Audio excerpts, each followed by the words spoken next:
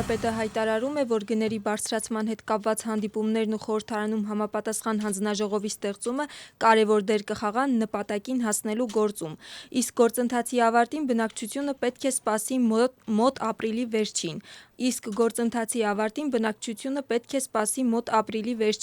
Այդ մասին Իրակլի Կոբախիձեն զրուցել է հեռուստաընկերություններից մեկի եթերում։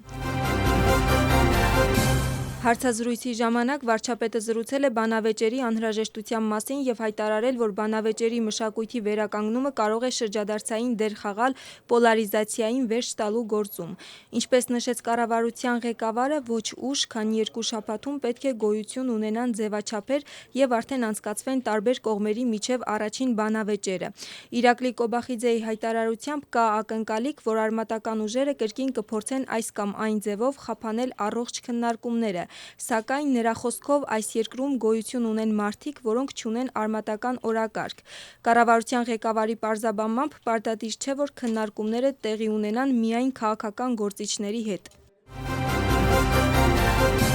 Ընդդիմությունը պատրաստ է բանավեճերի իշխող թիմի հետ։ Փոփոխությունների համար կոալիցիայի առաջնորդներից մեկը Զուրա Գիրչի-Ջափարիձեն հայտարարում է, որ նա տարիներ շարունակ Իրակլի Կոբախիձեին կոչ է արել իր հետ բանավեճի։ Ազգային շարժումում ևս պատրաստակամություն են հայտնում, սակայն նշում են, որ քաղաքական բանավեճերը պահանջում են ոչ թե հայտարարություններ, այլ կոնկրետ քայլեր, այդ թվում նոր ընտրությունների նշանակում և ընդդիմախոսների ազատ արձակում բանտից։ Բանավեճերի դեպքում ազգային շարժումում նշում են, որ ուշադրություն կդարձնեն ինչպես կոռուպցիային, այնպես էլ գների աճին,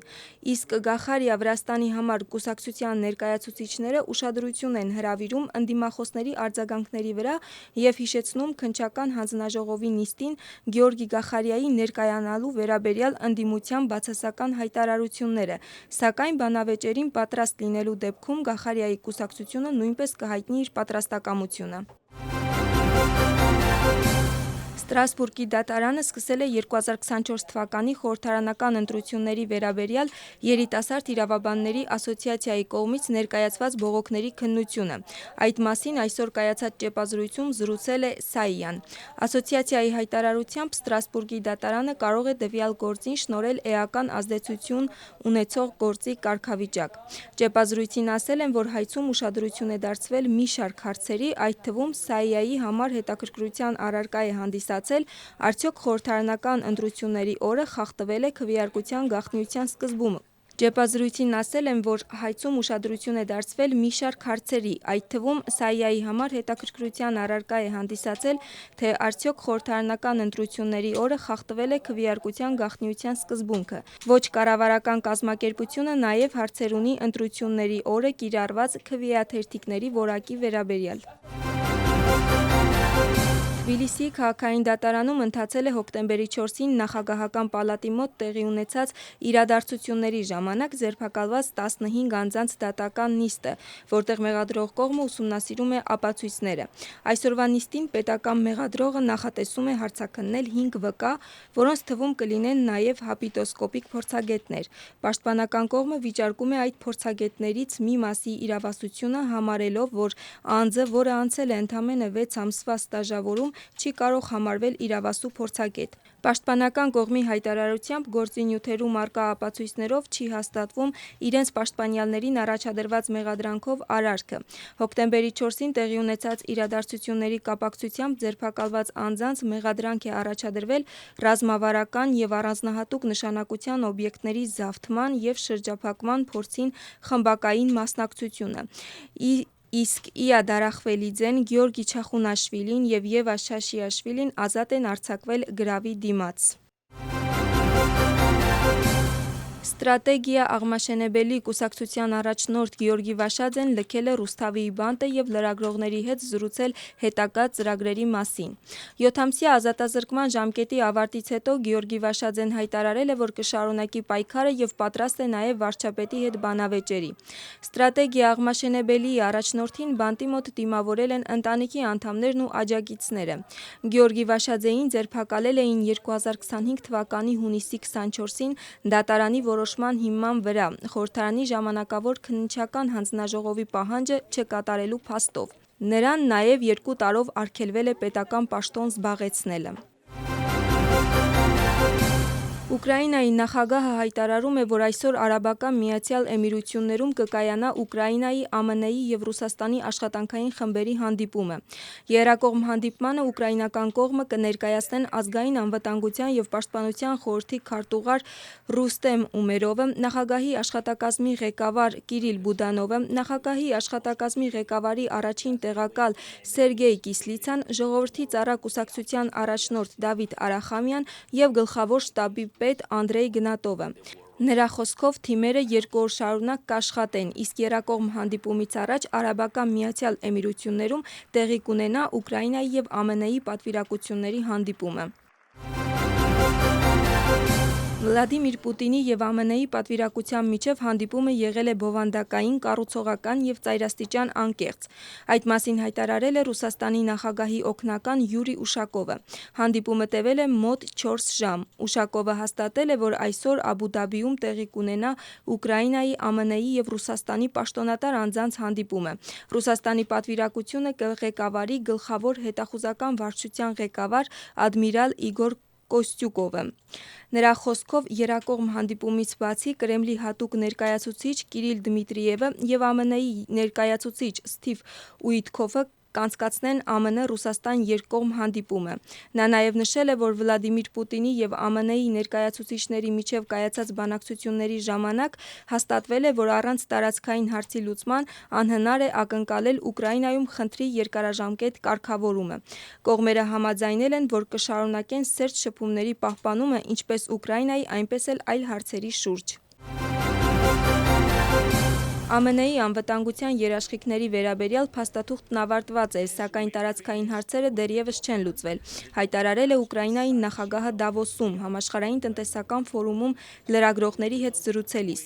Վոլոդիմիր Զելենսկին նշել է, որ փաստաթղթի ստորագրումը կկատարվի միայն պատերազմի ավարտից հետո, և խաղաղ գործընթացում և Ռուսաստանը, և Ուկրաինան պետք է գնան փոխզիջումների։ Դուք անմիջականորեն հուսահատության մեջ գտնվող մարդ եք, ով արդեն 4-րդ տարին է չի կարողանում կամ չի ցանկանում ավարտել պատերազմը։ Այս խոսքերով դիմել է Հունգարիայի վարչապետ Վիկտոր Օրբանը Ուկրաինայի նախագահ Վոլոդիմիր Զելենսկիին սոցիալական ցանցում հրատարակված գրառման մեջ և ընդգծել, որ Հունգարիան չի կարող աջակցել Ուկրաինայի ռազմական ջանքերին։ Սիրելի նախագահ, ինչպես երևում է, մենք չենք կարողանա հասկանալ իրար։ Ես ազատ մարդ եմ, ով ծառայում է հունգարացի ժողովրդին։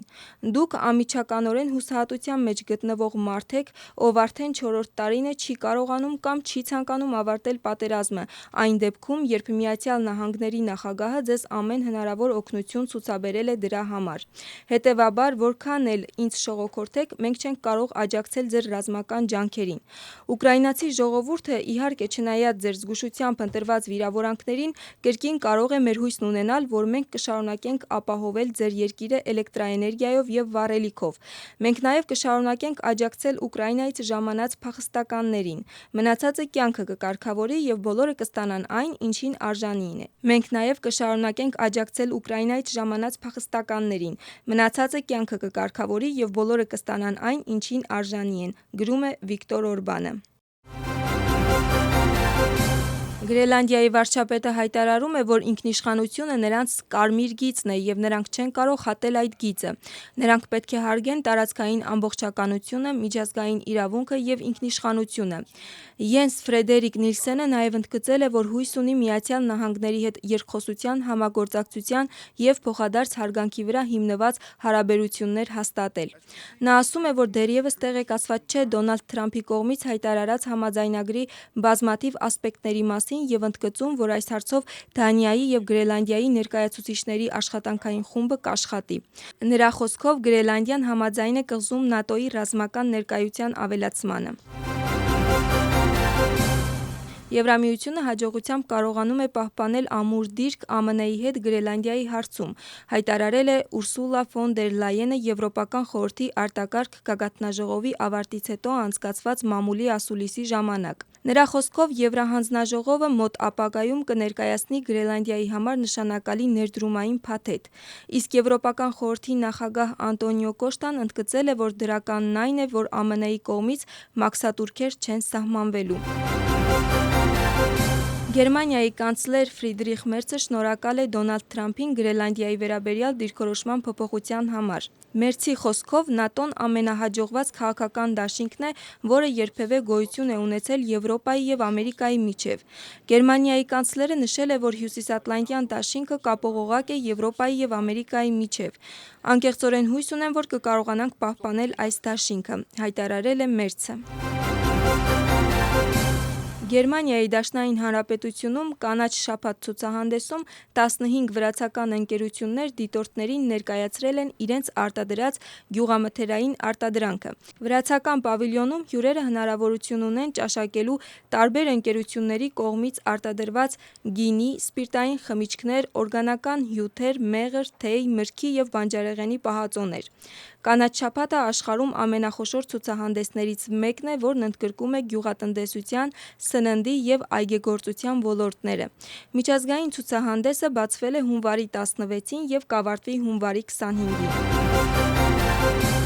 Թբիլիսիում տեղի ունեցավ թեմատիկ հանդիպում «Էթնիկ բազմազանությունը Վրաստանում» պատմական եւ ժամանակակից դիտանկյուն թեմայով։ Միջոցառումն անցկացվեց հունվարի 22-ին Holiday Inn հյուրանոցում եւ նվիրված էր էթնոսների միջև հարաբերություններին ու քաղաքացիական ինտեգրման հարցերին։ Հանդիպմանը մասնակցեցին Թբիլիսիի պետական համալսարանի վրացի ուսանողները, ինչպես նաեւ 1+4 ծրագրի հայ, ադրբեջանցի եւ այլ էթնիկ խմբերի ներկայացուցիչներ։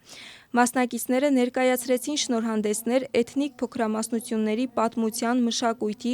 ավանդույթների եւ ժամանակակից կյանքի վերաբերյալ։ Միջոցառումը տեղի ունեցավ «Նոր սերունդ» առաջընթացի համար ոչ կառավարական կազմակերպության կողմից իրականացվող նախագծի շրջանակում, որն իրականացվում է երիտասարդական գործակալության աջակցությամբ եւ նպատակ ունի նպաստել էթնիկական փոքրամասնությունների երիտասարդների քաղաքացիական ինտեգրմանը եւ կրթական մակարդակի բարձրացմանը։